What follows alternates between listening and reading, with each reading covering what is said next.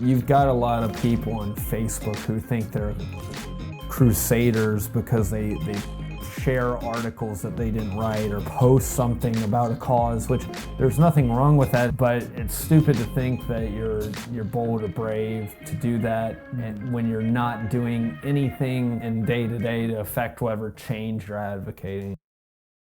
Welcome to Reaching Out. I'm your host, Zack Carter.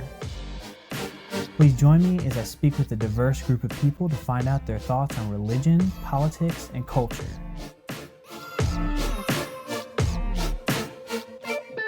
All right, welcome everybody to Reaching Out with Zack Carter. Today we got a special interview guest. His name is the Progressive Liberal. So tell us about yourself a little bit.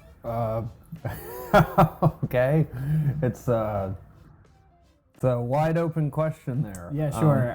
Tell us about your wrestling career. Okay, well, I guess the reason we're talking is because Deadspin ran a story on me and what I've been doing for the last couple of years. They ran a story on me in late June, and the rest of the media world, in all sectors, national and international, picked up on it, and so now we're talking. I guess we're probably going to reflect on that. And sure, yeah. Well, let's talk about your wrestling. So you're a wrestler that's politically themed. How did you develop your persona? Well, I mean, it's just me. I wanted to have an identifiable character, and so the best characters in wrestling are extensions of your real life personality. So I came up with the idea a few years ago and executed it around November of 2015, and that's but it's just from the heart, so it's how I feel. I'm not a Republican pretending to be a Democrat or anything like that. I'm true blue liberal. Okay, so you're a liberal that goes on and wrestles as the progressive liberal. What are some of your catchphrases? Because we know I don't work off catchphrases. I mean, I finish interviews saying "you will be liberated" most of the time, but I'm just not a catchphrase guy, canned material guy, nothing like that. Okay. I just a lot of when I speak, do interviews, it's relevant to whatever I'm doing in wrestling, relevant to what's going on in the news, on a broad scope, national scale, and I also am perfectly capable of honing in on what the audience says and working off of that, so I can ad lib pretty well. Oh yeah, I think one of my favorite things that I saw you say was I understand now why you all identify with country music. It's slow and it's simple and it's boring, just like each and every one of you. Right. So who are these people that you're saying this to? Well, I mean, so a lot of the places I wrestle are in Appalachia, in the country. So, it's, as you can see just from that, it's not like I'm solely focused on politics. It's more an attack on them and their way of life and their inherent beliefs. So.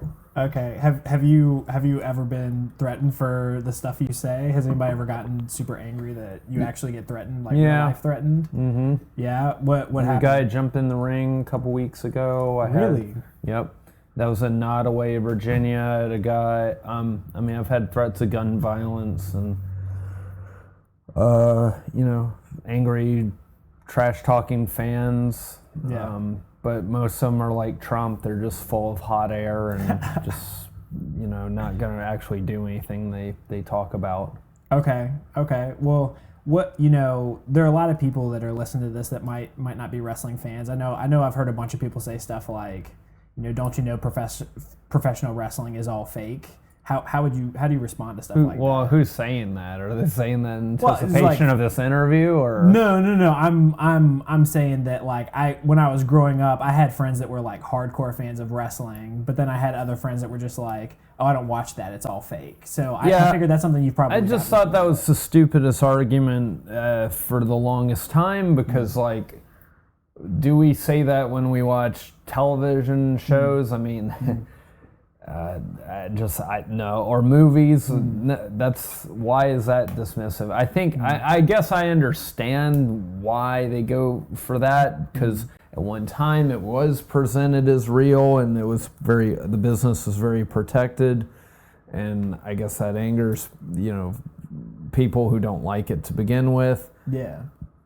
And it also is, it should be anyways portrayed as sport, and a lot of times it's not. Okay, so you say it's entertainment, but it's also sport. You would consider both? I think of it as a sport. It's just but also it's also a performing art. But I mean, you look at the guys who are really doing it full time or trying to make it, they're athletes and they take it seriously and they're well conditioned. I mean, some of the strongest people, I think some of the best people on the planet have come through the professional wrestling business, from Lou Thez to Billy Robinson and from way back when, and on Brock Lesnar today. So. Yeah, I think the only one I know specifically is Dwayne Johnson is the one that comes to mind. You not a fan? I mean, I wouldn't put him in the category of the men I just mentioned. Yeah, He's a great pro wrestler, and been a good ambassador for the business as far as now look how mainstream he is. So, and what he's done, he broke through a wall that a lot of guys had not broken through. Like they would do, like even Hulk Hogan would do movies that were more like straight to video type of movies that didn't do so well in the theater. And Rock is, one of the top paid actors in Hollywood. At this point, he's massive. I know a lot of wrestlers have finishing moves. Do you have a finishing move? Yes, the liberal agenda. It's a cross-arm neck breaker. Yeah. Yeah, the liberal agenda. That's pretty awesome. So I wanted to talk about politics, but also I want to talk about wrestling, but I also kind of wanted to dive into politics. Okay.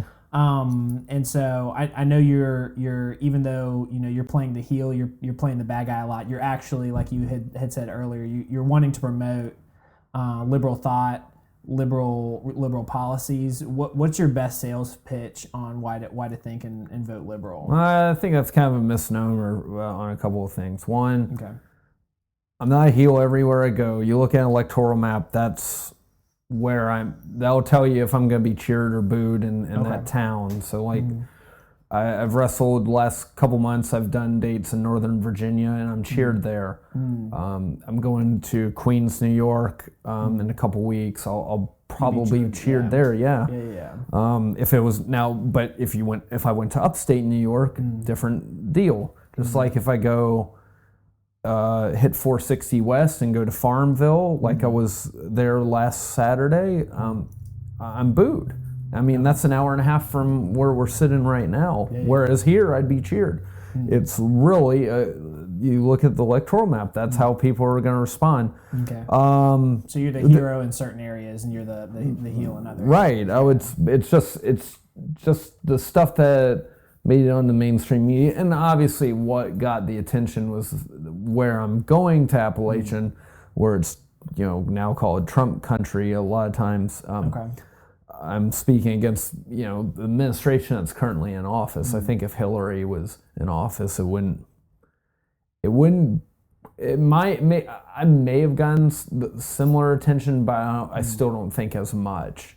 Even if Deadspin ran a story and Hillary is in office, I still don't know that would be the same. It's kind of like a man bites dog sort of thing.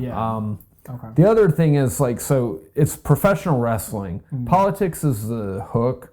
And it, by the way, I didn't even understand that right away. I kind of would go to towns or do interviews, do radio interviews, things like that, and to promote an event, and I would be politics. And then what I quickly learned was politics is my hook. So it's wrestling at the end of the day. And also people when they buy tickets are buying tickets to see a wrestling event. They're not coming to it's not a town hall. So I gotta limit it at the end of the day. At the end of the day, I'm not trying. I'm trying to get people emotionally involved, whether they like me or hate me. It's just That's the idea. But if the goal is to get them to hate me, it's not to the point where they say, well, screw this, I don't want to see this. It's, well, I want to see that guy get his butt kicked and pay to see it. But not to the point of someone jumping into the stage with you, like you don't. Well, I mean, if it happens, I mean, I don't actually think that's a bad thing. It means I'm really doing the job correctly. But I never started doing. I started doing this. I started wrestling as a progressive liberal because I knew it'd get a reaction where I went. Yeah. And that was pre-Trump too. Obviously, Trump takes it up another level. Yeah. So that's about the only thing good he's done for me. But yeah, it's not it's not. I didn't do it to like change minds of the country folk. That's an uphill battle to begin with. Okay. So you just did it because, like you said earlier, it's kind of just an extension of yourself. I wanted to get heat. You said, oh yeah, okay. You said you're not a fan of Trump. I know a lot of people were reluctant to vote for Hillary. What was your best argument for voting for Hillary? I think it was pretty clear. You had two choices, and one person is a failed. He's had, not that he's never had success, but someone's filed bankruptcy 4 times, is just a con man.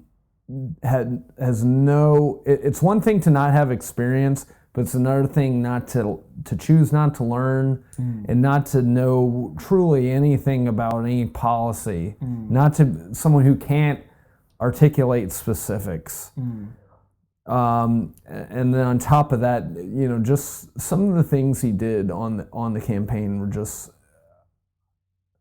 so I don't know. Like there's a meme where he's making the still of him making fun of the disabled reporter, and I don't understand why it didn't end right then. I mean, there were several moments where I don't understand why it wasn't over then.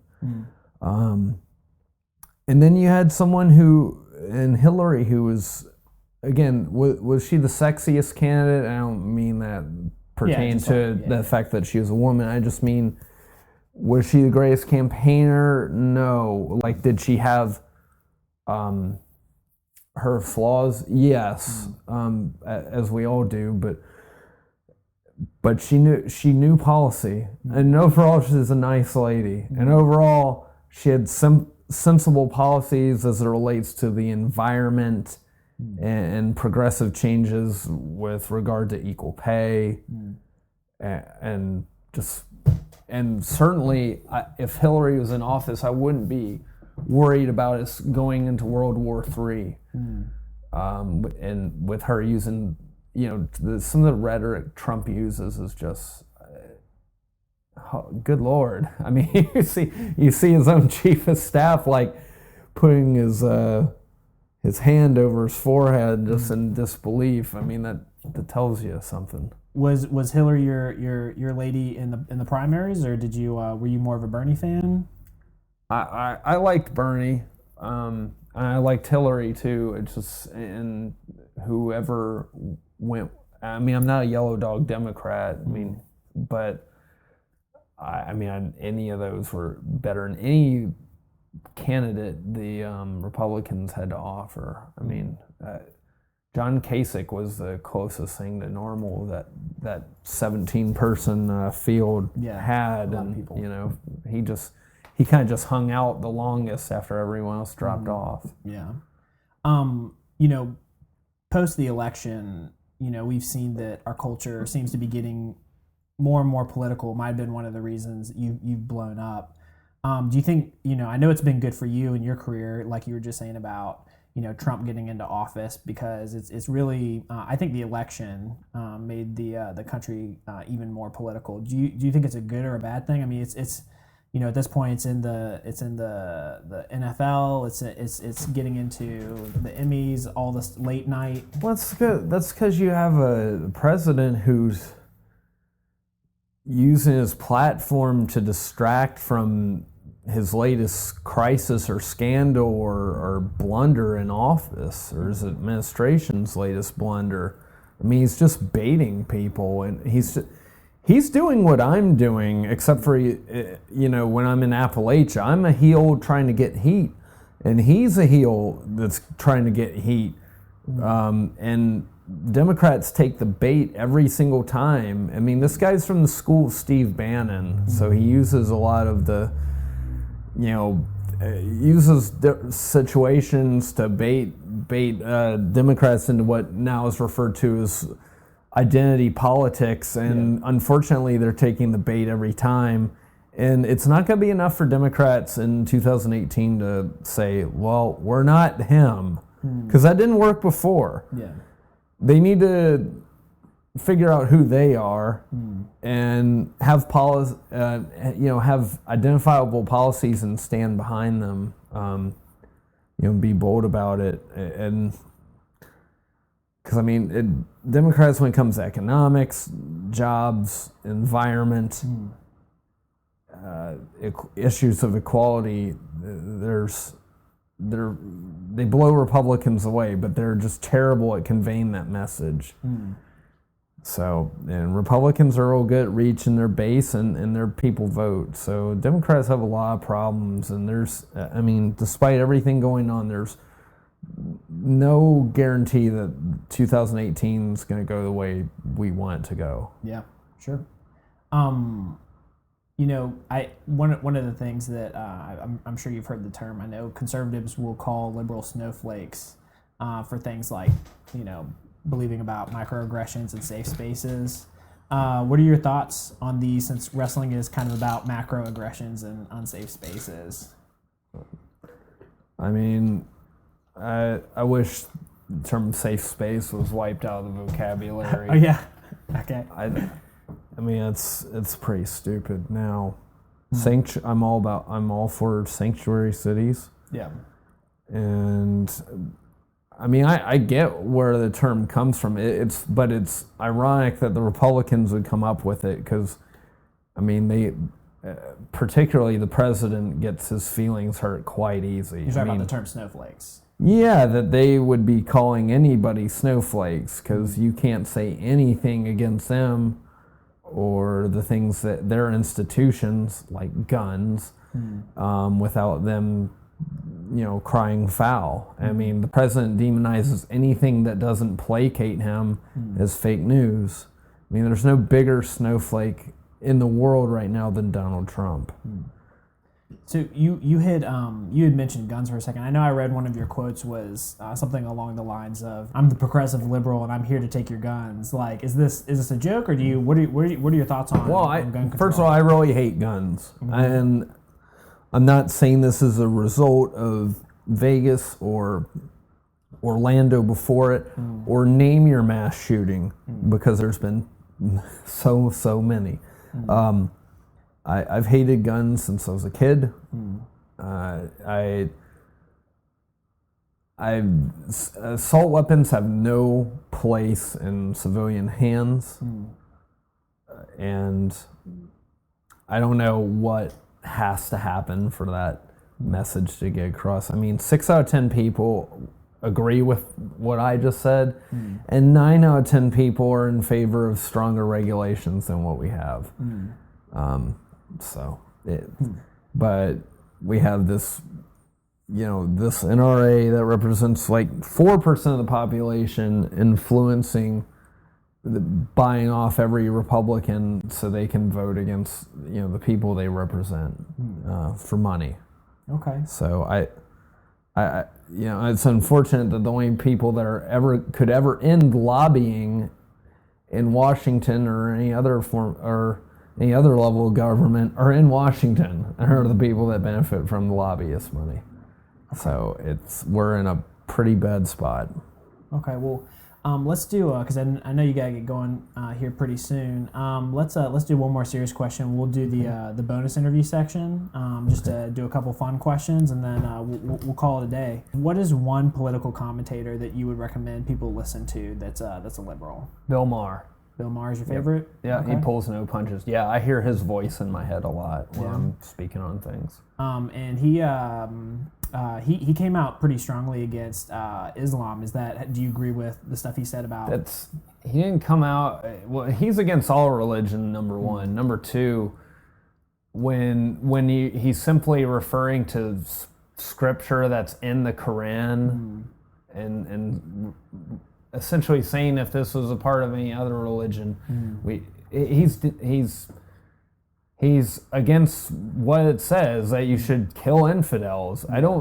How's that wrong? How's that wrong? That's not coming out against people. It's coming out against religion. But he hates all religions equally. I mean, I think that gets left out. Okay. So I guess that makes him coming out against Islam, but it's not like that. It's not a prejudice against Islamic people. Okay.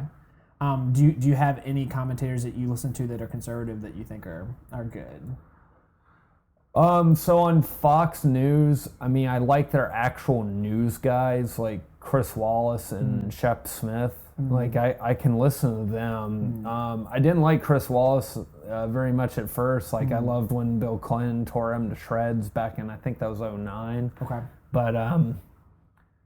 But I think as far as Fox goes, they're as fair as they could come. But they're actual news people. Whereas you got take a Hannity and Tucker Carlson, whose show I was on. Yeah, I saw that. Yeah.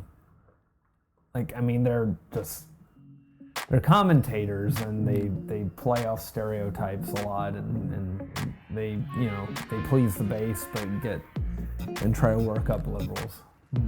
Okay. Well, cool. Well, let's go to the bonus interview section real quick, and then we'll call it a day.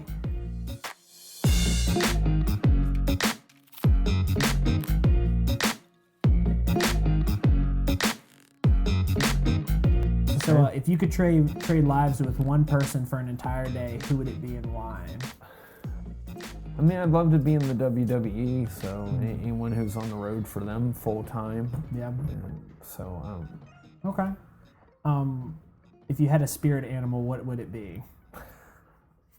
I don't know. A spirit animal. What does it even mean that if something is your spirit animal? I don't know. I just, if you're like... You gotta know. You're asked the question. You're like, I want to be a lion because it's strong and majestic. I don't know.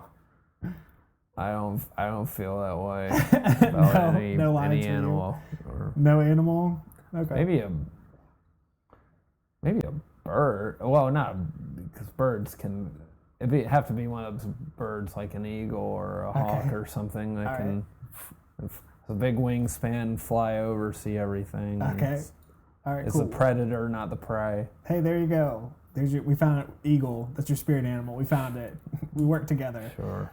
Chipotle or Qdoba? Neither. Neither. Oh my gosh. Why? How come you just don't like the food? I'm not a burrito person. I mean, I don't hate burritos. I'm just not. I like to cook my own meals. I mean, I got places I like to go out, but I mean, I see this plate of food I've got before us here. Like that's more my style. What is something many people take seriously but shouldn't? Oh, that's a good question. Themselves. Yeah, okay. like you've got a lot of people on Facebook who think they're crusaders because they share articles that they didn't write or or post something about a cause, which there's nothing wrong with that, and but it's stupid to think that you're bold or brave to do that and when you're not doing anything in day-to-day to affect whatever change you're advocating. So that's interesting. So in that regard, I think we live in this world now where everyone has a platform, and I think that's I'm all about freedom of speech, unlike Republicans who confuse and our president who doesn't understand what the First Amendment actually is to protect unpopular speech. So if someone wants to kneel, it's fine.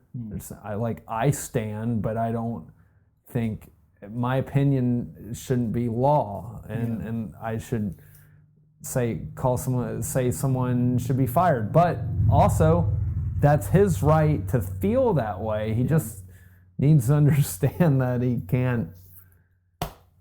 He's not the king of America. I think that's what he thought he was going to be. Okay. Well, last bonus question, then we'll wrap it up. If you were falsely convicted of a crime, how would you adapt to prison life? I'd just read a lot of books, I Yeah. think, because what else would you have? Working out, I guess. Yeah, I mean, I would enjoy that, but that's going to be a limited part of your day. I don't know that from any kind of experience. I've never been to jail, but I would imagine you'd have a lot of free time. So I think probably the best thing I could do would be to read. Okay, cool. Well, hey, I appreciate you cutting out a chunk of your time today to talk with me. Yeah, thanks for coming. Yeah, absolutely. Yeah, and thanks everybody for listening today. We hope you enjoyed it, and we'll be seeing you guys soon. Bye.